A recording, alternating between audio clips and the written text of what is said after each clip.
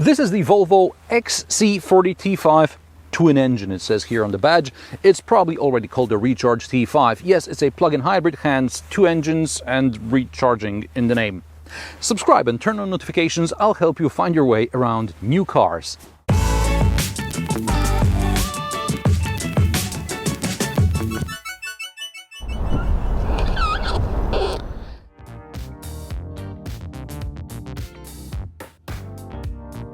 In 2018, I reviewed the Volvo XC40 T5. That meant a 2-liter 4-cylinder turbocharged engine producing 247 horsepower and all-wheel drive. I really liked Volvo's compact crossover. We're talking European compact, not US compact. And I wasn't the only one. Just a couple of weeks before I got my hands on the XC40, it was named the European Car of the Year. The Swedish car was more than 80 points ahead of the runner-up Seat Ibiza. So you could tell the jurors had no doubt about their choice.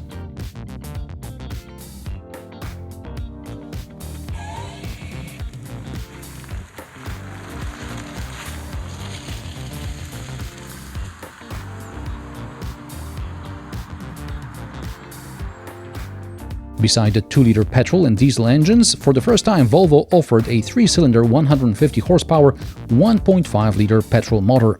It's okay for a city crossover, especially since it came in front-wheel drive only. Currently, in some markets, the smallest displacement engine is available in 129 horsepower T2 and 163 horsepower T3 version. Both are front-wheel drive only, manual or automatic. 2-liter 4-cylinder petrol engines T4 and T5 are now called B4 and B5. B stands for mild hybrid in Volvo speak. They can be had with all-wheel drive and they have 190 and 250 horsepower respectively. And there are still D3 and D4 4-cylinder diesel engines 150 and 190 horsepower. The fully electric all-wheel drive P8 Recharge model will soon hit the market. It has 400 horsepower and Volvo promises up to 400 km range WLTP.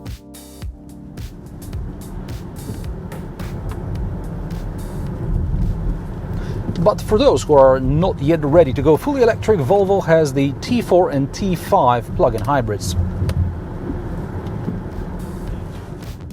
T4 has a combined power output of 211 horsepower from a 129 horsepower 1.5-liter petrol engine and an 82 horsepower electric motor.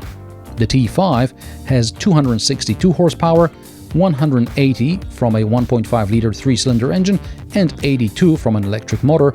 I know in some hybrid drivetrains power doesn't add up, but in this one it does. The T5 Recharge goes from 0 to 100 km per hour in 7.3 seconds, almost a second slower than the B5. However, combined torque of 425 Nm is more than in the most powerful diesel in the lineup, so overtaking should not be an issue.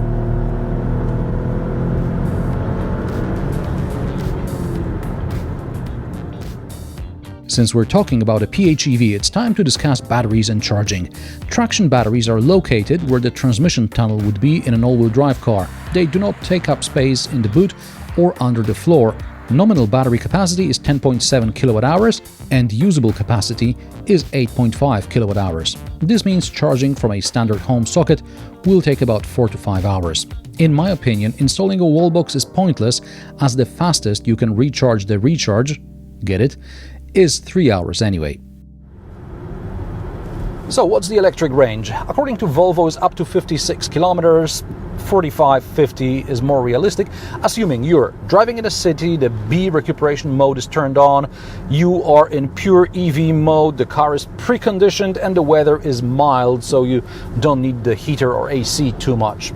If you're not much into this preconditioning stuff and you just want to unplug and go, you're looking at about 40 kilometers range. That's slightly less than driving from Paris, Charles de Gaulle to Orly Airport, or about the same as from Berlin to Potsdam. You may have to use the petrol engine for the last couple of kilometers. That way, you can theoretically achieve the claimed fuel economy of 2 liters per 100 kilometers. In real life, it's going to be more, because if you take the ring road, for example, it may make more sense to use the petrol engine and maintain charge level for later, or even recharge the battery on the go. In EV mode, you can drive the XC40 Recharge T5 with speeds of up to 135 km per hour, but then even a slight incline will force the petrol engine to kick in. It's better to drive 110, 120. Well, actually, it's better not to go this fast because it'll deplete the battery in 30-35 kilometers. So maybe it's better to use the dual carriageways for recharging. I got 33 kilometers electric range on a dual carriageway. I turned around and recharged all the way back home. I expected to regain at least 20 kilometers of electric range, but I got only 11.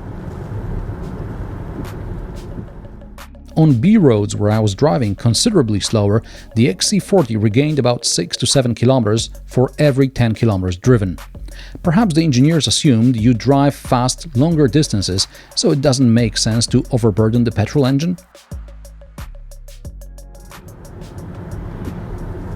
At the time I sat down to write the script for this review, I averaged about 5 liters per 100 kilometers, recharging once a day at home.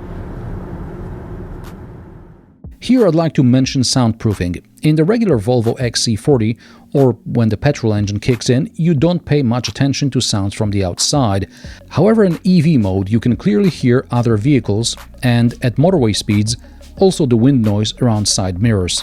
I understand Volvo didn't want to change too many elements, but the XC40 PHEV could use laminated windows and perhaps extra soundproofing in the doors. However, this would bring up the already considerable mass of this car. With the driver, the XC40 Recharge T5 weighs around 1900 kilograms, slightly less in lower spec and slightly more with me behind the wheel. And we're still talking about a front-wheel drive car with a 3-cylinder engine. Volvo will tell you it's hard to compare the Recharge T5 with non-plug-in models because this one is front-wheel drive and it has a lot of kit as standard and the DCT weighs less than the automatic gearbox. However, it's safe to assume the plug-in XC40 weighs between 100 and 150 kilograms more than the non-plug-in models, whether you want to compare it against a T3 or a B5. Meanwhile, the XC40 Recharge T5 has the same suspension and the same brakes as its lighter siblings. On flat roads, you won't notice any difference in the suspension, but as the surface gets rougher, you start hearing every pothole.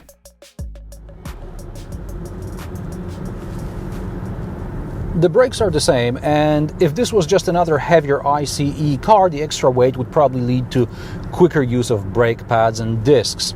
However, this being a PHEV, it also has a recuperation system which should take some of the load off the brakes. And it should also be more or less transparent to the driver, but in this case it's not. First you get the impression as if the car is not braking at all, as if the pads were gone. And then suddenly the braking force builds up and you have to ease off the brake before the poor soul behind you smashes your rear. Around the city, you may not notice it too much, and you can use the B mode to mask the initial lack of braking force.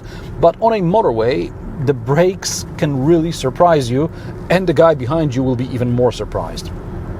And don't get carried away in the power mode, because on a tighter bend, you can end up on a curb or in a ditch. The last car I remember understeered so much was the Kia Carens in 2013.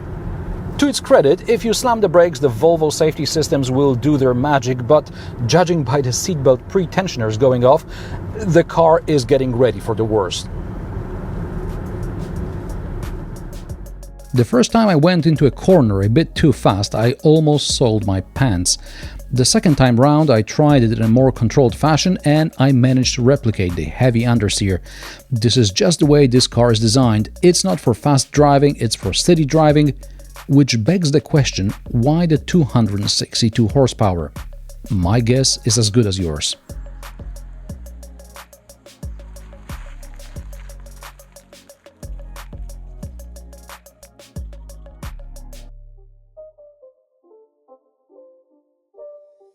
It's not a game, it's a rich thing.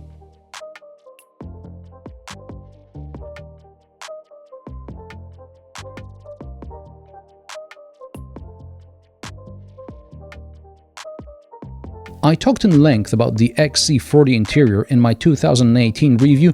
Check that out, link in the upper right corner and in the description below. Something I noticed this time round is that the auto hold brake stays on until you turn it off. On a negative note, I wish there was at least a dedicated button on the steering wheel to pick up the phone, not to mention a button or two at the bottom of the center console to turn on parking camera, etc. Changes in the hybrid version include a shallow compartment under the armrest, and there is no clever trash bin. All space was needed for the batteries. On the virtual instrument cluster there is no rev counter, instead there is a hybrid gauge. Rev counter comes on when you turn on the power mode or if you set it up in individual mode. Speaking of modes, this is a front-wheel drive car, so the off-road mode should be called something like snow or loose surface, but not off-road. That being said, even the PHEV XC40 has 21 cm ground clearance. Only the full EV will have 3 cm lower ground clearance, still about the same as the Kia Sportage or a Hyundai Tucson. In the back there is a lot of legroom and headroom. I'm 175 cm tall and the driver's seat is set to my driving position.